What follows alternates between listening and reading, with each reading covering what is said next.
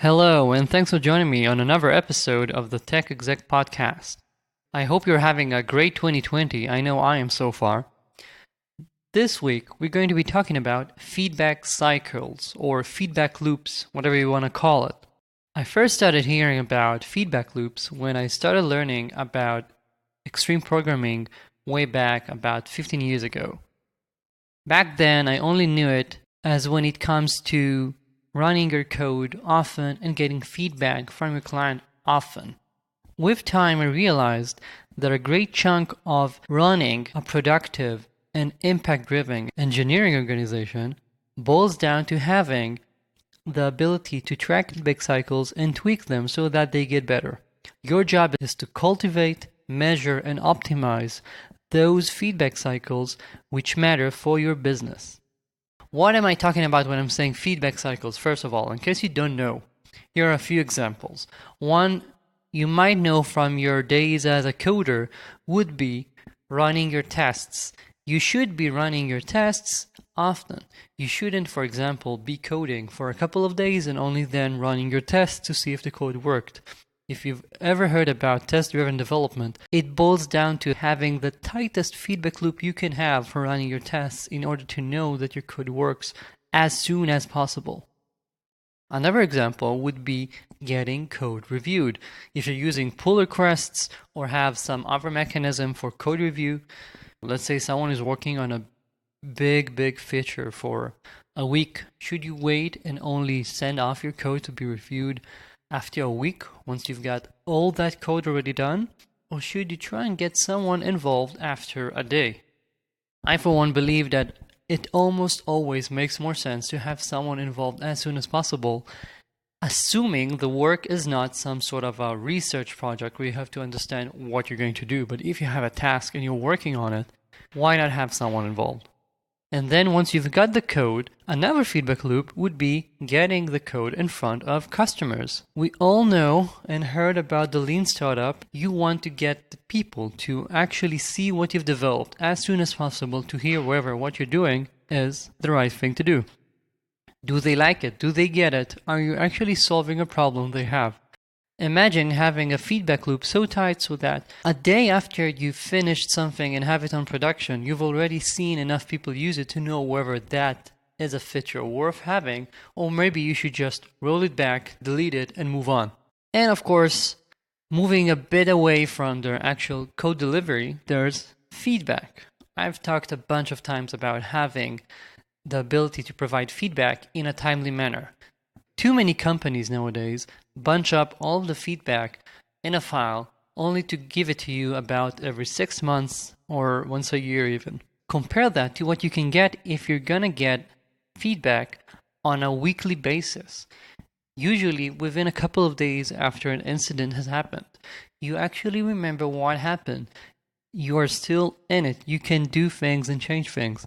This is what feedback loops boil down to. You get the feedback as soon as possible so that you do not go on off a tangent for too long without correcting your course. We all know that fixing issues at the design stage is way cheaper than fixing them after you've already completed the whole work. Feedback loops is what prevents you from doing this. Maybe the most known example of a process lacking feedback is waterfall, because in waterfall you get the feedback only after finishing everything, and that's when the loop goes back. We do not want that, do we? So when I'm saying feedback loops are crucial for your business, what does that mean? If you get the habit of trying to spot these feedback loops and working on them, you can have a great impact on your team, and you should be giving these tools to your leadership and senior staff so that they try and help the business as a whole improve. Now that you know how feedback loops look like, and I'm hoping to at least have given you a new angle on a couple so that you now know that there are many ways to find feedback loops, start resurveying what are the different feedback loops people in your team are going through, and consider whether having a tighter cycle might improve on the results. For example, if it takes me as a developer too much time to run my new feature on a testing environment, I'm guessing that's a loop worth tightening up. But another feedback loop, which I don't usually care too much about tightening, is how long does it take to get someone to push code to production after they have onboarded? Some companies really have this thing of you push code to production the first day on the job. Okay, frankly, I don't really care if that's gonna take a week or two. What I do care about is that person getting feedback about how they're progressing in connection to how you had expected them to be performing as soon as possible. They should not only hear 3 months in that they haven't been performing as you thought they would. If something isn't working out, you should be speaking up in a matter of days or a week, because that's the feedback loop you should be tightening here.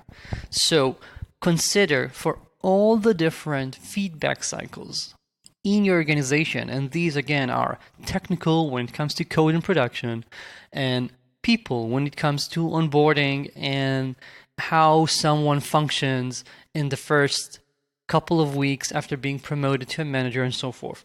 Consider all of these and consider whether you need to tighten them up. If there's value in having people learn much faster and get feedback much faster in those cycles, optimize what's holding it back. Do you have too much pump and circumstance that every new feature has to go through all the different product managers in the company only to have it released? Do you have to have 5 different engineers sign off on a pull request before having it merged? Do you still have yearly reviews, which practically no one cares about, everyone knows are a waste of time and just pay lip service and do it simply because they know they should do it or risk getting HR's wrath? As with everything, you have to understand when it's not worth it to optimize a cycle at all or more than it's currently at. Should you yell at someone as a meeting is going on if they're not managing it properly? I'm guessing not. That might be too tight of a loop. But should you provide them that feedback on your next one-on-one? Yes. I recommend taking 30 minutes to mind map all the different feedback loops in your organization. You can look at your calendar, you can think back about the last few times where you had someone realize they did something bad only when it was too late, and try and map out those feedback loops and think which cycles can and should be optimized. This is an exercise I really recommend doing every 6 months or so because it can greatly improve your organization. And if you provide this kind of insight to your leadership, to the managers and senior staff in your organization, they can do the same at their level. And all those improvements with time build up a much tighter team. You're going to build a tight operation that keeps getting better and better. All these tweaks are what it takes in order to make sure that as your company grows and as your engineering organization grows and gets a lot harder to manage, you still have everyone making sure to work as best as they can and removing obstacles so that you have less failure work and actually deliver what you intended on delivering as soon as possible. That's it for this week. Thank you for listening. Feel free to send me an email with anything on your mind, especially if you want to share an interesting feedback cycle story. And I'll talk to you soon. Thank you.